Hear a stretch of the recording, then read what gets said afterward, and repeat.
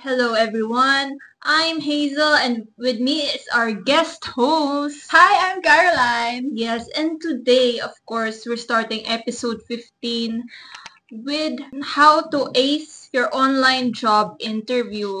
So, of course, since marami na nag-a-apply ngayon online, minsan hindi natatanggap dahil lang sa small mistakes. So, in this episode, you'll learn more on how to avoid this mistake. So, how do we start that, Caroline? So, meron tayong preparations, pre-interview, during interview, and of course, post-interview. So, ano ba yung dapat natin gawin bago mag-interview? Una, tech check tayo. Okay ba yung internet mo? Okay ba yung camera mo, yung lighting? And of course, yung damit mo. Dapat presentable ka. Dapat i-prepare mo na to. Kasi actually, nakakadagdag siya sa confidence mo. Ano ba yung feel mo yung sarili mo? Tama. Ganon. Tapos, dapat meet yung background natin. Dapat maayos, presentable, para naman malaman ng employer mo na interesado ka talaga sa role na ina-applyan mo. And, isa din na sobrang importante is dapat tahimik yung environment mo. Kasi since online interview to, kailangan maintindihan nila, maparating mo yung gusto mong masabi for your employer. So, ayun. Yun naman yung, yun yung dapat mong gawin pre-interview. Mag-tech check ka, yung setup mo, and yung dress the part. So, ano pa ba, Miss Hazel, yung kailangan mong gawin after mo mag-prepare sa pre-interview? Okay, so thank you for that, Caroline. So, for during the interview naman, we have some do's and don'ts, of course. And of course, yung mga don'ts muna natin, guys. So, you shouldn't directly read from your notes. It's okay to be ready, guys, but make sure na hindi naman obvious na may script kayo. Para ayaw naman ng interviewer mo na may guide ka palagi. Parang it also reflects na kung anong gagawin mo during your work with them. Next, maintain eye contact. Kahit online to, guys, nakikita pa rin ng interviewer mo kung saan ka nakatingin. So, if hindi ka nakatingin sa kanila, it's a bit of a minus point. So, let's avoid that. And of course, don't multitask. So, may mga experience nga, Caroline. Yung, there's some, what do you call that? There's some job seekers na parang halatang after ng question, nagre-research sila agad. Oh, nag-AI. Oo, nag-AI. So, guys, it's obvious kahit hindi nyo pinapakita. Nakikita ko movements nyo. Minsan naririnig ko yung pag-type nyo. Yeah. Let's not do that. Let's come prepared. Okay, so next. What is yung do? So, syempre, when answering common questions like introduce yourself, strengths, weaknesses, why should we hire you? These are some things that you can prepare nga beforehand since na-research. So, but make sure naman hindi copy-paste or AI yung sagot nyo. Be authentic to yourself since kayo lang naman yung nakakilala sa sarili nyo. And finally, confidence. Like Caroline beside me, she's very confident. You can see na nag-smile siya, she sits straight, and she speaks clearly. So I think Carol is really the perfect example for the interview. Ayun. So next part, what should we do post-interview, Carol? Okay, so para naman sa post-interview natin, dapat mag-thank you tayo sa interviewer natin genuinely. So ako personally, ang ginagawa ko, syempre, after the interview process, magta-thank you ako during the call. Pero hindi lang doon natatapos. Kasi ako, I usually email them back saying na thank you for your time, tapos parang talk to you soon, ganon. Parang imbes na thank you, ganyan. I would say something na creative. Ganon. Sasabihin mo na, thank you for your time, I appreciate, ganyan. Tapos, talk to you soon, best regards. Mga ganon. Tapos, so ayan, mag-thank you sa interviewer mo. Tapos, follow-up email. Very important yan. It also shows na interesado ka, diba?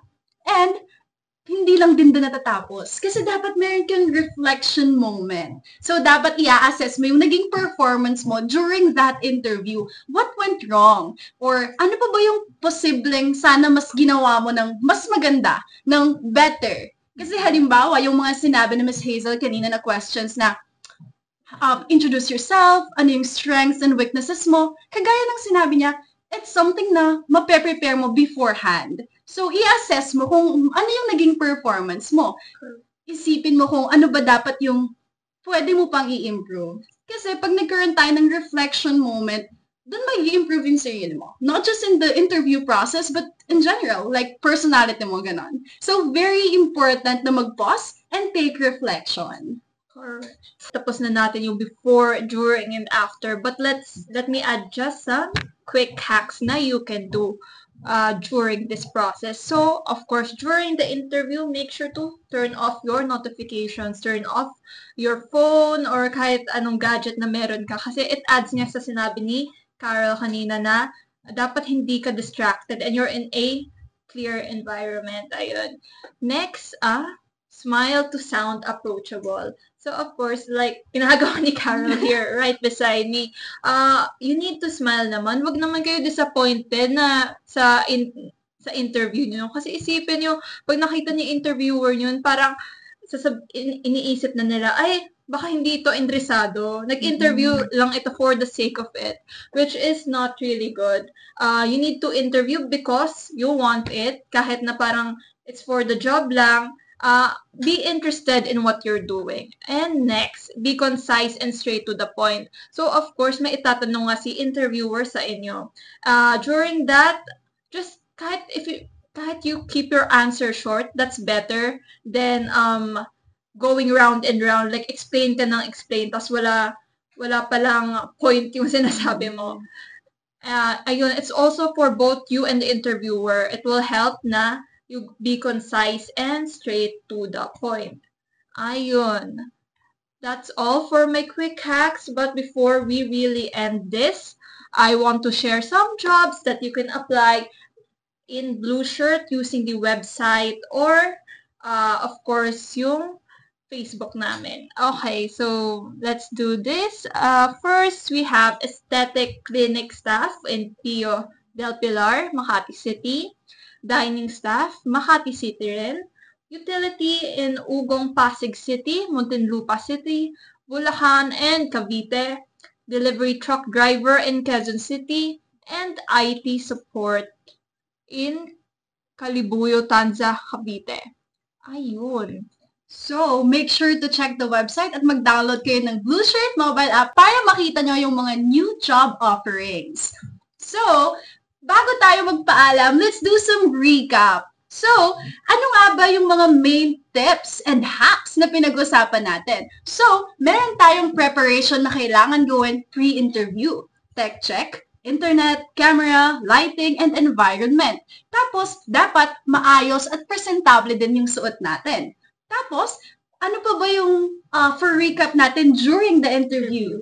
So, for do's, prepare yourself sa mga questions, yung introduce yourself, strengths, weaknesses, why should we hire you? You can prepare this, but don't read directly from your notes, always maintain eye contact, and don't multitask during the interview. And how about post-interview? Ayun, for post-interview, don't forget to say thank you to your interviewer during the call and do a follow-up email.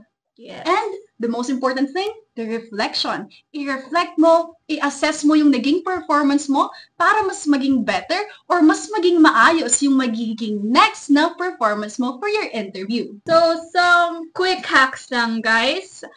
Turn off your notifications, smile to sound approachable, and of course, be concise and straight to the point when answering the questions.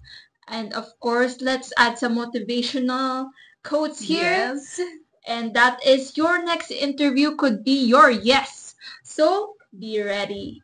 And of course, guys, as mentioned before, you can check out our available jobs in www.blueshirt.work or register via the link sa caption ng podcast na ito or send your updated CV sa hazelb@blueshirt.work. Of course, you can also download our mobile app which is available sa Google Play Store with called Blueshirt Stronger Together. Ayan. And a little disclaimer, guys, ang Blueshirt ay hindi isang agency o manpower company. Kami po ay isang mobile app na direktang nagko-connecta ng employers at job seekers. So, I think hanggang dito na lang yung episode natin. So, abangan ang next episode ng Quantum Blueshirt Podcast. Bye!